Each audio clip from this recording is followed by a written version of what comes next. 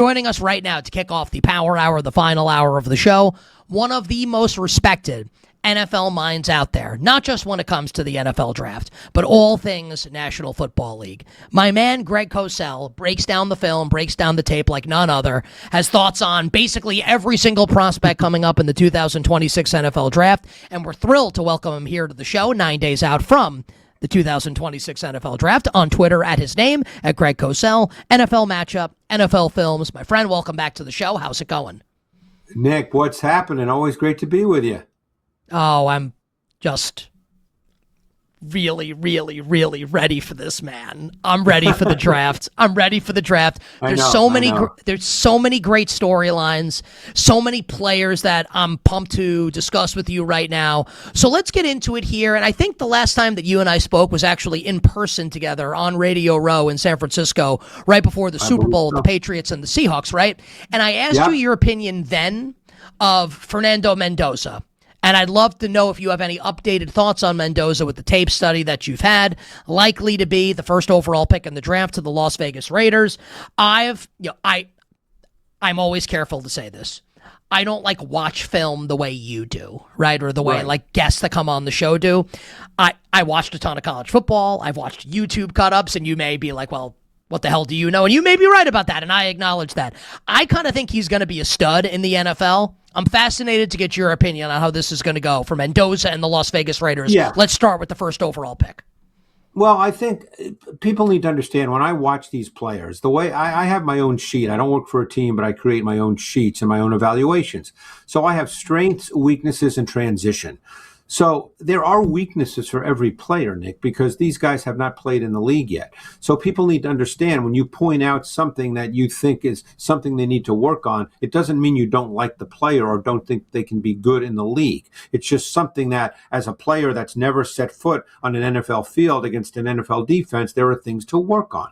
So Mendoza, if you look at Mendoza, sort of worldview, 30,000-foot view, Mendoza is the kind of player that to be successful at the NFL level, he's a pocket player. Now, he's not immobile, he's not a statue, but he will not make his living in the league being Josh Allen or Patrick Mahomes. He's going to have to be a higher level executor of a well-schemed pass game and an efficient and consistent ball distributor from the pocket. That's what he's going to have to be. So now a couple of things stand out. And by the way, he's shown that he can do that at the college level. Now, there are certain questions about that. It was a heavy RPO offense. It was a heavy contested catch, back shoulder fade offense. There were not a lot of throws between the numbers. Doesn't mean he can't make them. You just didn't see them a lot.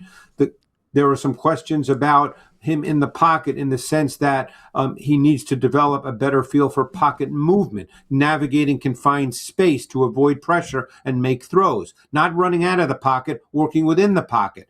There were times he was a little more heavy-footed than light-footed in the pocket. So there are things that need to be worked on, but there's no question with his size, which, by the way, is a trait. He's 6'5", he's 235 pounds, he's a big man, So there's no question that he has traits that you look at, particularly in a Clint Kubiak offense, and it appears that's where he'll be, that he can be an effective quality starting quarterback in the league. Greg, do you view Ty Simpson as worthy of being a first-round selection and your scouting report on the Alabama quarterback? Well, it's funny you ask me that. I don't normally get into where guys should get drafted. He's a quarterback. He's going to likely go in the first round. If you're asking me, do I think Ty Simpson can be a quality quarterback in the league? I think he can. Now, obviously, people would like a larger sample because he played extremely well through 7-8 games and then had some struggles for specific reasons. But the one thing you saw when you watched Alabama's pass game and Simpson within it is they ran a lot of NFL route concepts and combinations. So he has a really good feel for that. And he had to make the kinds of throws that require anticipation, timing, and trust. He had to throw the ball often before receivers made their break. That's a very hard thing to teach. He can do that. He's very fundamentally sound. He played with repeatable mechanics, and that's important. He had a firm base delivering the ball. He's a plus athlete. He can make some plays with his legs. You saw the fact that he was aware pre-snap. He did some work before the ball was snapped, which is always a positive as you transition and project a player to the NFL. Some of the things that stood out to me, and these are not negatives, just things, as I said, he does not look big on tape. He looks like a smaller quarterback. Now, he's not short. It's not 5'11", 6 feet, but he doesn't present as a big quarterback. So he'll be interesting. I think there's a lot there for him to be a quality NFL starter, Nick. I think for him, it's true for Mendoza as well. It so much comes down to coaching, team, and scheme, and the other elements on your team. You don't want either one of these guys to have to drop back 35 times a game by choice as a rookie. Yeah, and I think that's one of the reasons why we saw the Raiders sign Kirk Cousins, and we'll see where Ty Simpson ends up. And if it's Arizona, which has been the most hotly rumored team to be interested in Simpson, obviously they have both Gardner Minshew and Jacoby Brissett already on the roster. I am so interested to get your thought on Arvell Reese, the Ohio State, is he an edge rusher? Is he an off-ball linebacker? When I hear, Greg, the way people kind of wax poetic about Reese, I think, okay, maybe he's Isaiah Simmons, who is a jack of all trades, master of none. But if he can put it all together, man, he kind of seems like the prototypical player for today's modern NFL defense. How do you see Arvell Reese playing out in the NFL from your analysis of the Ohio State defender? Well, I think one thing's really important about Arvell Reese is that Matt Patricia was the defensive coordinator there at Ohio State. So he was taught NFL concepts, an NFL way to see the game. He played almost an equal number of snaps as a stacked linebacker and on the edge. I think when you draft him, obviously the team that drafts him will have a plan. They will decide how they want to play him. I think you have to start him at one position, Nick. That's always been my feeling about rookies, because you have to teach them how to do one thing before you can ask them to do multiple things. Now, to me, because you're dealing with a guy, he's a little freakish with his size, speed, twitch, power profile. I would make him an edge player, but I know there's different points of view on that, and that's okay. Doesn't mean I'm right. You're dealing with a sudden explosive athlete. So some of his pass rushes last year at Ohio State, where you saw the speed to power, you saw the use of the one-arm stab where he just drove back offensive tackles right into the pocket. To me, down the road, I think that the best deployment of him would be as an edge player. And I'm not going to sit here and say he's Micah Parsons, because I don't like to make comparisons like that, because that's all people think about when you say a name like that. But I think, to me, as I watched him, I thought to myself, down the road, as an edge pass rusher and a joker, a pass rusher that can move around and stand up and attack guards and centers as well, with his explosive power, his strong, heavy hands. That's the way I saw him. But he is an elite athlete, and he's got every physical trait you want wherever you choose to play him. To me, I'd make him an edge player first and foremost. Which edge player, Greg, of these two do you prefer in your scouting, in your film study? Texas Tech's David Bailey or Miami's Ruben Bain, and why? Well, I think they're different players, and I think they'd be deployed differently schematically. To me, Bailey is, in a base defense, he'd be a 5'2" outside backer like a Nick Benito, and then he'd rush the quarterback. And he's the bendiest pass rusher in this class in terms of just the ability to be flexible, to be able to flatten his rush path at the top of the arc. There were a lot of tools in his toolbox, too, probably more tools than most in this class, which is rare for a college pass rusher. So Bailey is a guy that is really good, although Cassius Howell probably fits somewhat into that category as well. But he's a little different player. But still, Bailey is that guy. Bain, to me, is a 4-3 D end who you could probably move inside in pass rush situations, kind of like a Brandon Graham. He's that kind of player. Bain is a guy you've got to watch a lot of tape on, because he's just a really good player. He's a sawed-off, hyper-competitive, hyper-physical player who the more you watch, the more you like. His game is built on power and physicality. He does have enough bend, but that's not the foundation of his game. But the more you watch him, Nick, the more you just see the strength, the power, his understanding of how to use it. He's just a really, really good football player. People just have to decide, and people a lot smarter than I am, Nick, have to decide how they feel about the arm length. But when you watch him play, it was not a factor in college football. Whether it becomes a factor at the next level, I'm being honest, I can't answer that. But he's really strong, really powerful, and he plays with a swagger. Yeah, I said this in the first hour of the show. I know you don't want to do like the team fit stuff. It's just like if the Lions are going to make some kind of move, I think going up for Bain and pairing him with Aiden Hutchinson, I think would be awesome. One guy like a great run stopper, one guy great pass rusher. I think that would make a lot of sense. You bet on this Tuesday, Westwood One Sports. Nick Kostos with Greg Cosell of NFL Films and NFL Matchup, one of the best when it comes to breaking down not just the draft, all things NFL. Follow him on Twitter at Greg Cosell. Greg, how do you see the wide receivers stacking up in this draft?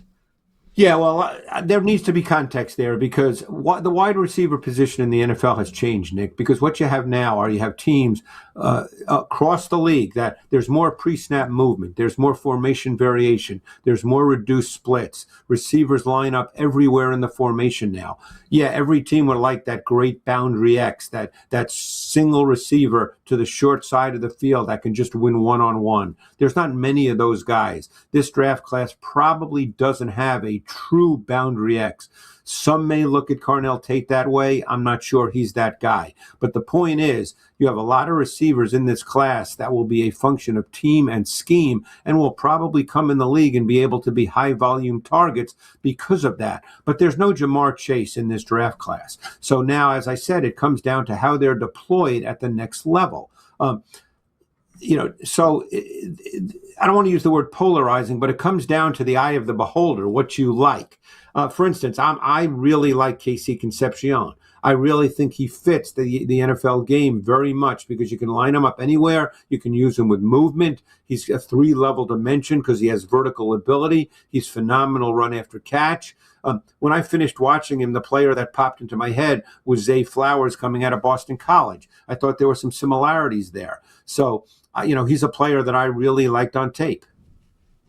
KC Concepcion, we think he'll go in the first round. I think that seems to be the general consensus as well. Maybe after the first 3, which is Lemon, Jordan Tyson, and Carnell Tate. But Greg, a fan of KC Concepcion. I really, really like that thought. Let's talk about the corners here, Greg. And it seems like there's 2 at the top of the board, right? Both SEC, one coming off an ACL. That Jermad McCoy of Tennessee, the other Mansour Delane from LSU. It feels like Delane is the consensus number 1 corner. Do you see it that way? And do any other corners in this class, Greg, make it into that class of those top 2 for you?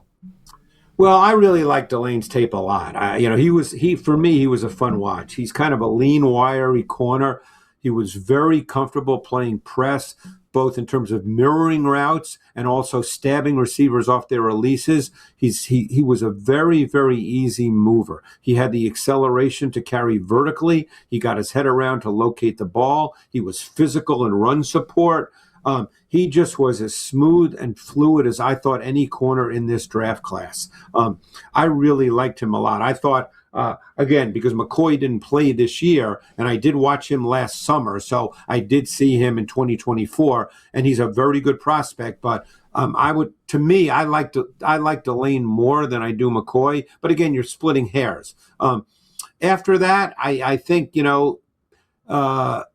I'm not sure exactly who I'd put into sort of the next category. I like watching Chris Johnson from San Diego State. I think he's another guy. One thing about the corners in this class, there's a bunch of corners in this class, Nick, that are physical, that are very they're tough and competitive in terms of tackling. You don't see that a lot. Probably a very polarizing player will be D'Angelo Pons because he's a really good player, but you have to decide how you feel about the fact that he's 5'8" and I think 5'8" and 5/8. Because can he play on the outside? There are corners who are short who do play on the outside. Think of DJ Reed, who's been an outside corner in this league at 5'9" and played well for a number of years. But if you like him a lot, do you have to be a predominant zone team? Do you have to play a lot out of a too high shell so he doesn't really get stuck having to match up outside the numbers against bigger receivers? But Pons is a really good player and a fun watch, another competitive guy that will stick his nose in and make tackles. So there's always a ton of corners. It's just a matter of how you see them in terms of scheme adaptability. Some can play man well, some can't. Some are better zone corners who you don't really feel comfortable matching up in press man. It depends on what your defense looks like. Greg, we were talking off air, and I love your process and how you prepare, right? And you're saying like you're watching a ton of film, you're not necessarily paying attention to a ton of the consensus stuff out there. So like I do, so I offer you this context before I ask this question. It feels like to me, as someone who follows the NFL draft basically from the end of the season straight through, and I'm consuming tons of content, that one of the, I don't want to call it like a herd mentality, but it just feels like a lot of people are saying it right now, is that this is going to be a very heavy offensive tackle and offensive line first round of the NFL draft, and maybe way more than people initially expected. So with that context, right, Francis Mauigoa from Miami has been, I think, considered to be the consensus, the first offensive lineman off the board. We know Monroe Freeling, Spencer Fano, like the Penn State guard Vega Ionone is getting a ton of buzz now as well. Who is Greg Cosell's favorite offensive lineman in this NFL draft, and why? Well, I would say the one that intrigues me the most, and just so people understand, I'm not saying that he's a day one starter all-pro, because he may not be a day one starter. But by the way, just in response to what you said, I think that a lot of positions will be drafted more in the first round because it's not a quarterback draft. So therefore, you're going to get a lot of positions, that normally you wouldn't see so many guys drafted, but they will be. The offensive tackle that intrigues me the most in this draft is Monroe Freeling from Georgia. Now, again, like I said, he may not be the first one off the board. He may not be a day one starter, but you're dealing with a guy that just has everything you look for in an offensive tackle. He's got size, he's got length, he's got long arms, he's got a long frame. I thought he was really good in the run game. I thought in pass pro, you saw what you wanted to see. Knee bend, good balance, firm base, good strike timing. I really liked this player on tape, and I understand that he's really a 1 year starter, full-time starter, so it could take some time. But I think when you look at him, you see a guy that actually fits the mold of an offensive tackle. Now, keep one thing in mind, Nick. When you look at offensive tackles, it's becoming true even for interior players. But the litmus test you have to think about for offensive tackles in the NFL these days is, can they pass protect one-on-one versus quality pass rushers on third down and pure pass situations? If they can't do that, they're not first-round picks. Because what that means is, if you have to start helping your offensive tackles in those critical down and distance situations, then you're limiting the number of eligible receivers you can send out into pass routes, and that really limits what you can do in your pass game. And no offensive coordinator wants to do that on third down.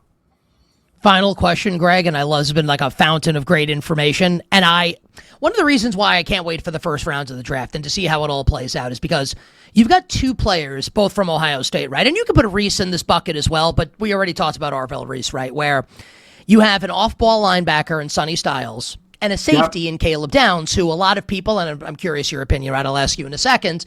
A lot of people think these are two of the best players in the draft, right? But in terms of positional value, you never hear off-ball linebacker. You never hear safety talked about in the way you hear about left tackle or corner or obviously quarterback or wide receiver.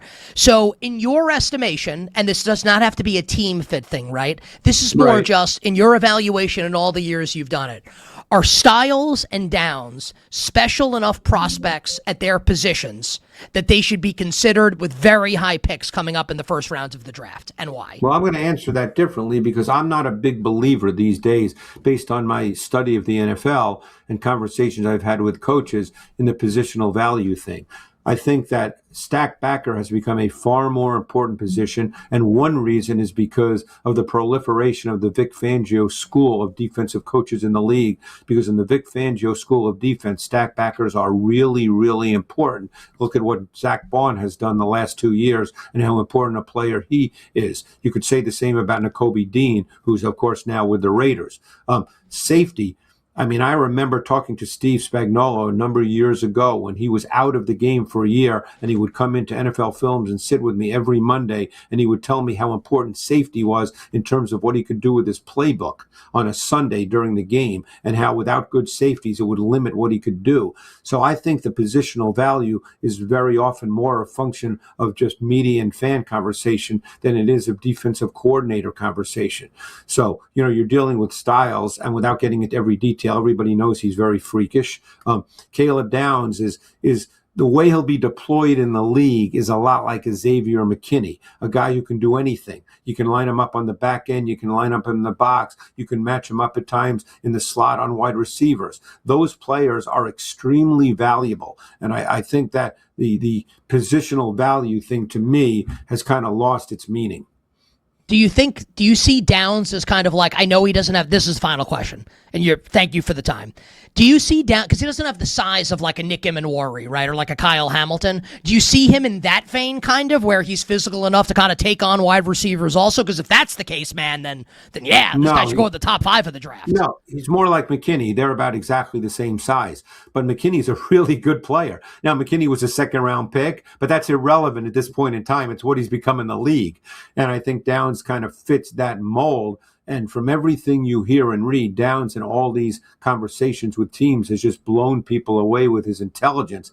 I mean, the guy's been a great player from day one, the second he set foot at Alabama, playing for Saban. And if you're going to start as a freshman at Alabama and I believe it was Saban, right? Wasn't Saban there that year? Yeah. And then he left basically, right? When Saban bounced, he's like, I want to go somewhere else. And then went to Ohio State, I believe. Yeah. Start as a safety for Saban, then you're a pretty smart guy. So to me, that's who Downs is more like. He's not Emenwari, who's 6'3", 220. He's not Kyle Hamilton, who's 6'4", 220. They're just different body types and different players. To me, those are comparisons that don't hold water. He's more like a McKinney, and there's nothing wrong with that. I mean, McKinney's a really good player, and I think Downs will be a really good player too. The way, Greg, that I kind of describe this show when people ask me about it, this is a sports show for people that love sports. I would describe your content as football for people that love football. At Greg Cosell on Twitter, NFL Matchups, NFL Films. We love having you. Appreciate it. Stay well, and we'll catch up down the line. All right, Nick. Appreciate it. Thanks for having me. My friend Greg Cosell here with us on You Better You Bet. Ton of stuff to chew on there. I loved his analysis of Arvell Reese. I can't get Arvell Reese being this game-changing defensive player out of my head. If I'm the Jets, and I'm not, Arvell Reese is my pick at 2nd overall. I also can't get the thought out of my head of the Lions trading up to take Reuben Bain and pairing Bain with Aiden Hutchinson on that defensive line. They need some juice on the other side of Aiden Hutchinson on the pass rush, and Bain also a great run defender as well. The wide receiver conversation was really fascinating. Casey Concepcion is a guy that I think is really starting to pick up steam and looks like he's going to be a first-round pick. I loved Greg's analysis of Concepcion. And then Styles and Downs and just positional value in the NFL and how it's changing. Fascinating stuff if you love the NFL.